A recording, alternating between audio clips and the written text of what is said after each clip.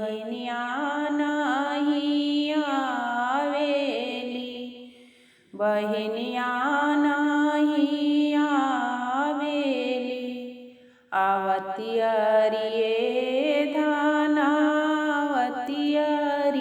बाबा के दुलारी, बिरहिया जानी बोलिया, बिरहिया जानी बोलिया।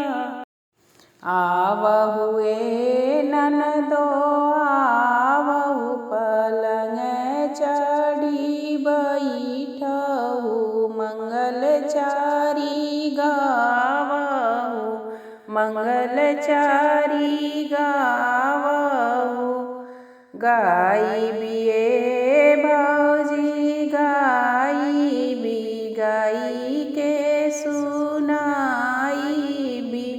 भाभी कहो देबू हमारा के नेगत, गाई के सुनाइबी, गाई के सुनाइबी। मांगहुए ननदो मांगहु, मांगन कुछु मांगहु, मांगी के सुनावहु। ननदो जो तुहरे हृदय में समाई, तवन कुछु मांगहु।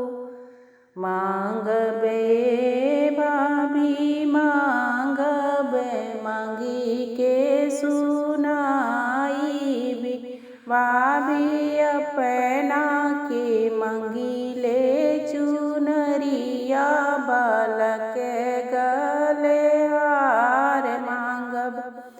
भौजी अपन प्रभु चढ़ने के घोड़ावा, रहसी घरे जाइबी, बिहसी घरे जाइबी। कहवा में पैबो ए ननदो चुनरी, बालक गले हरवा न हो। ननदो कहाँ पैबो चढ़ने के घोड़ावा, नौजी घरे जइबू हो। ननदो कहवा में पैबो चढ़ने के घोड़ावा, नौजी घरे जइबू हो। रोअत जाली नदियात, सुसुकत भैनवा, अरे बिहसत जालना नदोइया। भले रे मान तुरली, भले रे मान तुरली।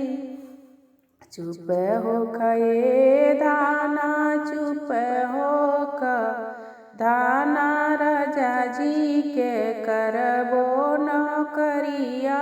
दरब ले आइबी, दरब ले आइबी। तुह के मिलेबो चुनरिया, बालक गले हरवा। धाना अपना के ले